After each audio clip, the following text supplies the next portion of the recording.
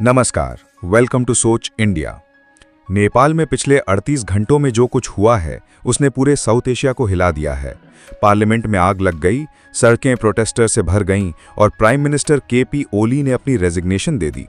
सवाल ये है, क्या ये बस एक राजनीतिक क्राइसिस है या नेपाल में एक नई पॉलिटिकल रेवोल्यूशन की शुरुआत? नेपाल, जो एक लैंडलॉक्ड देश है इंडिया और चाइना के बीच, हमेशा से पॉलिटिकल इंस्टेबिलिटी का शिकार रहा है। 2008 में मोनार्की खत्म होने के बाद से ही नेपाल फेडरल डेमोक्रेटिक रिपब्लिक बना, लेकिन तब से लगातार गवर्नमेंट गिरती और बनती रही। केपी ओली, जो नेपाल कम्युनिस्ट पार्टी के एक प्रोमिनेंट लीडर थे, उनके टेन्योर में भी मल्टीपल कंट्रोवर्सीज देखने को मिली। इंडिया के साथ बॉर्डर डिस्प्यूट, चाइना के साथ इंक्रीजिंग प्रॉक्सिमिटी और करप्शन के एलिगेशंस। जेनजी और अर्बन यूथ का फ्रस्ट्रेशन लगातार बढ़ रहा था, क्योंकि उन्हें एम्प्लॉयमेंट, एजुकेशन और फ्रीडम के इश्यूज का सामना करना पड़ रहा था। अभी के सीन में सबसे ड्रामेटिक इवेंट हुआ है। काठमांडू में पार्लियामेंट बिल्डिंग में एक मैसिव फायर लग गई, जिससे बहुत सारे ऑफिशियल डॉक्यूमेंट्स खत्म हो गए। अथॉरिटीज के हिसाब से ये एक एक्सीडेंटल फायर थी, लेकिन ऑपोजिशन और प्रोटेस्टर्स इसे पॉलिटिकल कवर अप बोल रहे हैं। इसी बीच कैपिटल में थाउजेंड्स ऑफ स्टूडेंट्स और यंग एक्टिविस्ट्स रोड पर आ गए। उन्होंने केपी ओली के खिलाफ स्लोगन्स लगाए और उनकी रेजिग्नेशन डिमांड की। प्रेशर इतना ज्यादा बढ़ गया कि ओली ने फाइनली रेजिग्नेशन सबमिट कर दिया। अब इंटरिम गवर्नमेंट बनाने की बात हो रही है।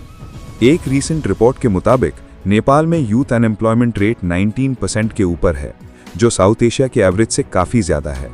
ट्रांसपेरेंसी इंटरनेशनल की करप्शन परसेप्शन इंडेक्स में नेपाल का रैंक 108 है, जो दिखाता है कि गवर्नेंस इश्यूज सीरियस हैं। ग्लोबल मीडिया जैसे बीबीसी और अल जजीरा ने भी इस इंसिडेंट को हाईलाइट किया है और इसे यूथ लेड पॉलिटिकल अवेकनिंग बोला है, जो अरब स्प्रिंग जैसी मूवमेंट्स की याद दिलाता है। इंडिया के लिए ये सिचुएशन काफ़ी सेंसिटिव है। नेपाल हमारा क्लोजेस्ट नेबर है, ओपन बॉर्डर पॉलिसी है और कल्चरल टाइज डीप हैं। अगर नेपाल में प्रोलॉन्ग्ड इंस्टेबिलिटी होती है तो इसका इम्पैक्ट बॉर्डर सिक्योरिटी, ट्रेड और माइग्रेशन पर पड़ सकता है। साथ ही चाइना भी नेपाल में अपनी इन्फ्लुएंस बढ़ाने की कोशिश करेगा, जिससे इंडिया के लिए स्ट्रेटेजिक चैलेंज क्रिएट होगा। अगर नेपाल के नए लीडर्स यूथ की डिमांड्स को एड्रेस नहीं करते तो प्रोटेस्ट्स और वायलेंट हो सकते हैं। इससे सिविल अनरेस्ट, इकोनॉमिक स्लोडाउन और फॉरेन इंटरफेरेंस बढ़ सकता है। लेकिन दूसरी तरफ ये एक अपॉर्चुनिटी भी हो सकती है, एक नए पॉलिटिकल ऑर्डर के लिए जो करप्शन फ्री और ट्रांसपेरेंट गवर्नेंस प्रोवाइड करे। ये क्राइसिस नेपाल के लिए एक टर्निंग पॉइंट हो सकता है। या तो सिस्टम कोलैप्स होगा या फिर एक नई बिगिनिंग होगी। यूथ का रोल यहां डिसाइसिव होगा, क्योंकि वही फ्यूचर वोटर्स और लीडर्स हैं।